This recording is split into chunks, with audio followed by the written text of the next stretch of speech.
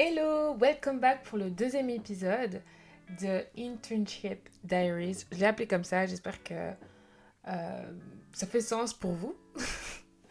Alors cette vidéo fait suite à la première vidéo de la série qui s'appelle Comment j'ai trouvé mon stage à Kinshasa. Donc en fait, si t'as pas regardé le premier épisode, donc la première vidéo, je t'invite vraiment à le faire. Je sais pas si vous regardez ici ou là, je ne sais plus, il faut que je m'habitue.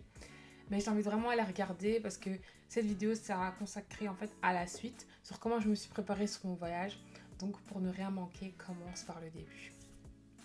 Donc, comment je me suis préparée pour partir à Kinshasa. Donc là en fait à ce moment, ben j'avais le go de l'université et le go de l'entreprise que j'avais choisie. Donc j'étais super contente, j'étais agréablement surprise carrément. Mais là, il fallait passer au concret avec tout ce qui est administratif d'abord.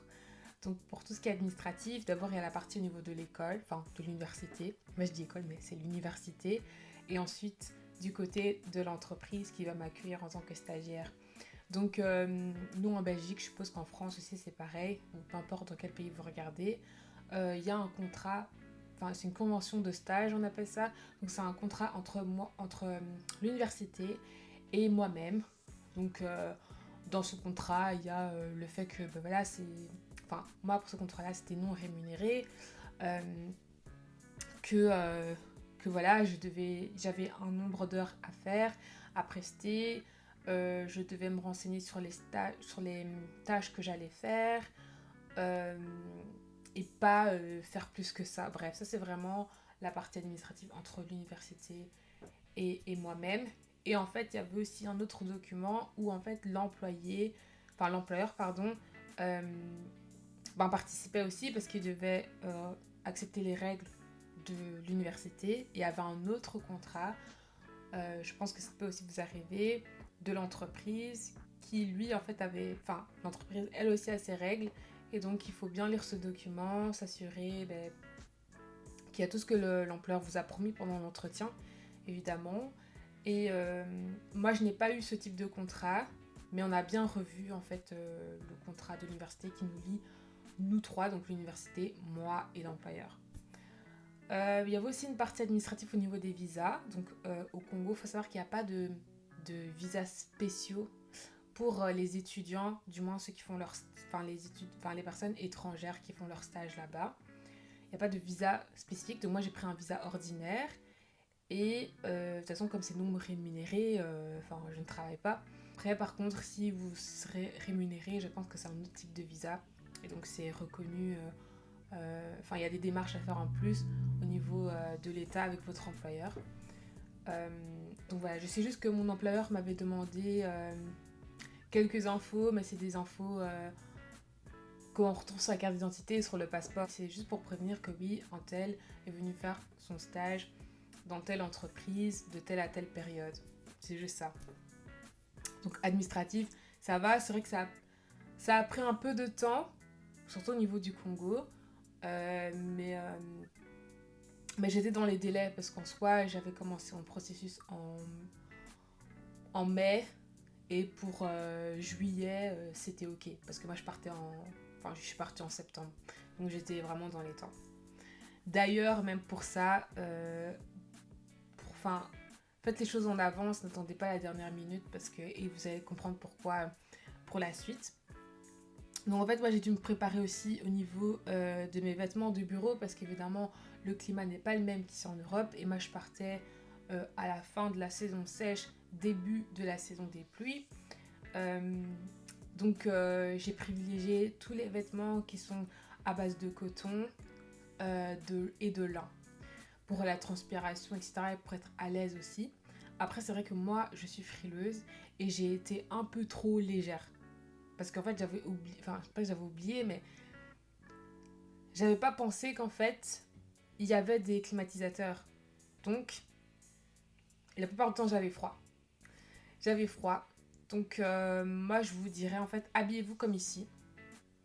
Et, et prenez quand même des vêtements assez légers. Enfin, ouais, des vêtements d'été que vous portez ici, carrément, en fait. Prenez des vêtements d'été que vous portez en Europe, en Occident. Et si vous avez froid, prenez toujours une veste en jeans, un blazer. Parce que j'ai tellement pas pris tout ça que des fois, j'ai dû m'acheter un pull là-bas en fait, tellement j'avais froid. Et même un blazer, j'ai dû m'acheter des pièces là-bas que j'avais ici, mais que je n'ai pas prises parce que je m'étais dit, ouais, il va faire trop chaud. Mais en fait, non, là-bas, ils mettent la clim, mais genre des 13 degrés, non, il n'y avait pas 13 mais 16 degrés dans les bureaux. Et pour eux, c'est normal parce qu'ils ont l'habitude. Mais franchement, moi, je vous dis, habillez-vous comme on était ici et prenez des vestes en jeans, prenez des blazers, habillez-vous vraiment comme ici en fait. N'écoutez pas les gens qui disent ouais il fait trop chaud là-bas parce qu'en fait dans les bureaux il y a il y a la climatisation. En tout cas dans la plupart des entreprises, renseignez-vous aussi pour ça. Et donc voilà.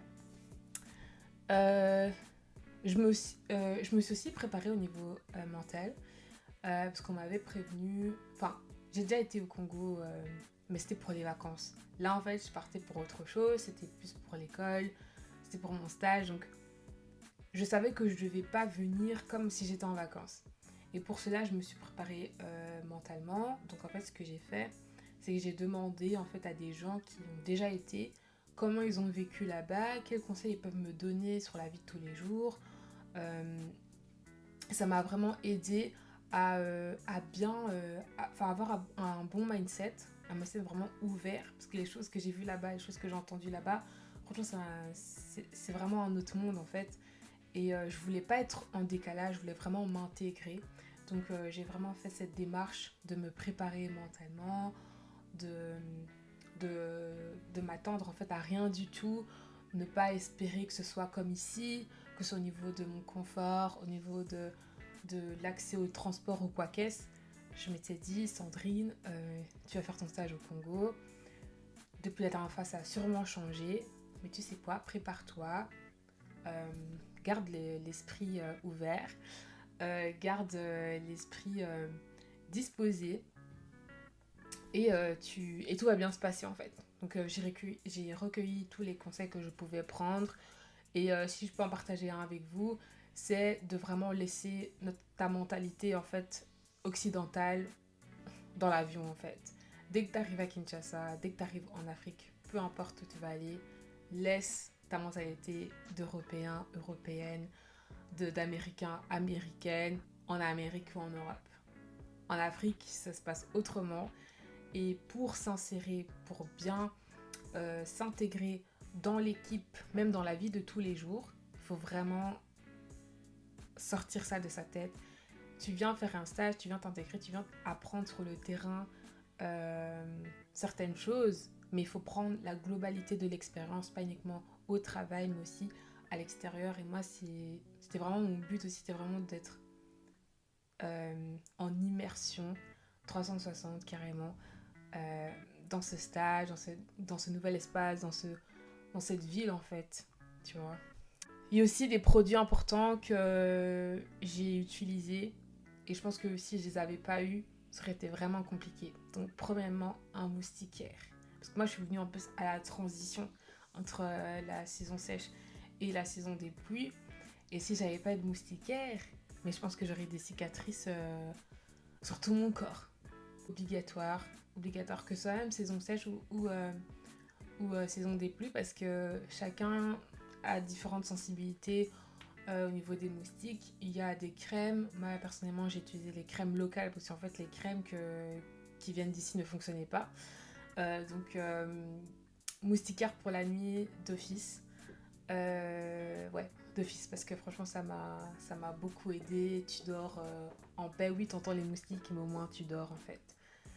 Ce qui m'a beaucoup aidé, c'est la crème solaire. Crème solaire. Je sais qu'il y a encore des gens qui ne portent pas leur crème solaire ici. Mais en Afrique, franchement, avec le soleil, il y a tous les jours, enfin, il y avait tout le temps en fait, tous les jours, protégez votre peau. Moi, j'avais un teint de ouf. Et la crème solaire, il était pour beaucoup. Donc, crème solaire obligatoire tous les jours. Tous les jours. Ce qui était important aussi, c'était la batterie. La batterie portable.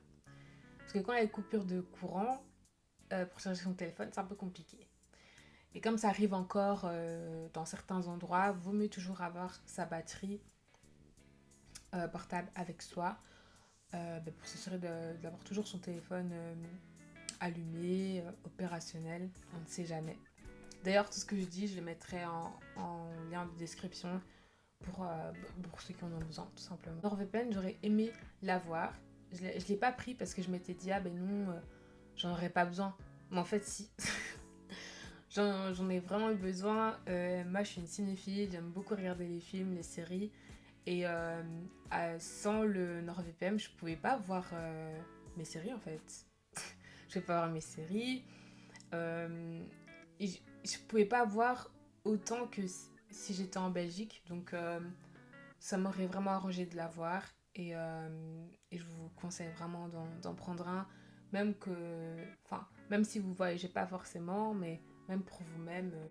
C'est super utile en fait d'en avoir un. Que ce soit même pour regarder des séries ou des films d'autres pays par rapport à votre plateforme de streaming, que ce soit Netflix, Amazon Prime, Disney+, mais également si vous voulez garder vos données, protéger vos données, c'est une bonne manière en fait de le faire. Ok, alors il y a aussi quelque chose de très important, c'est l'aspect financier. Et en fait, il y a une bourse qui s'appelle la bourse de l'ARES en Belgique qui permet d'intervenir au niveau... Enfin, je savais qu'à l'époque, ça permettait d'intervenir pour les personnes qui font leur stage euh, au niveau soit de leur projet, parce qu'ils ont un projet sur place pour soit leur mémoire, soit pour leur stage. Et en fait, il faut présenter le projet avec une candidature, etc. Et en fait, je pense, si je me souviens bien, il y a 2 sessions pour le faire dans l'année. Pour les stages, ils interviennent au niveau du billet d'avion, mais uniquement pour 29 pays d'une liste bien précise. Je vous mettrai en lien en description quel pays et comment ça se passe pour ça. Enfin, vous soutiennent financièrement par rapport à votre billet d'avion. Et franchement, c'est une grande aide parce qu'on sait que souvent pour aller en Afrique, c'est quand même cher. Donc ça peut vraiment vous permettre de faire des économies sur votre voyage. Au niveau financier, j'ai tout payé toute seule. Surtout l'argent de poche. L'argent de poche, c'est venu de ma poche, carrément. Donc j'ai bossé tout l'été pour ça. Et en fait, pour le logement et pour le transport, c'est mes parents qui sont intervenus. Donc ça m'a beaucoup aidé parce que franchement, ça aurait été vraiment compliqué pour cela. Et en fait, le truc aussi et c'est même pour ça en fait que j'ai choisi le Congo et spécifiquement Kinshasa, c'est qu'en fait, moi j'ai logé chez la famille. Mais après ça, c'était un choix personnel, ça fait aussi partie de l'expérience aussi que je voulais vivre et par rapport à ce qui se présentait à moi, c'était le meilleur choix à ce moment-là. Mais je vous assure que il y a plusieurs moyens de se loger sur Kinshasa. Après, selon vous, selon vos moyens, selon aussi ce que l'entreprise aussi vous met à disposition, parce qu'il y a des entreprises qui offrent aussi le logement aux stagiaires. Ça, c'est vraiment à voir et à discuter avec eux. Aussi le transport, parce que mes parents, ils m'ont aidé pour le transport. Parce que ça aussi, c'est un sacré budget, surtout si vous restez 3 mois. Donc, il faut vraiment prévoir beaucoup et même large surtout pour le Congo. Il y a aussi au niveau de la santé. Au niveau de la santé, j'ai pris une assurance voyage. Pour au cas où si je tombe malade, si j'ai un accident ou quoi qu'est-ce. Ce type d'assurance-là me couvrait s'il m'arrivait quelque chose là-bas. Donc en gros, voilà comment ça s'est passé, ma préparation.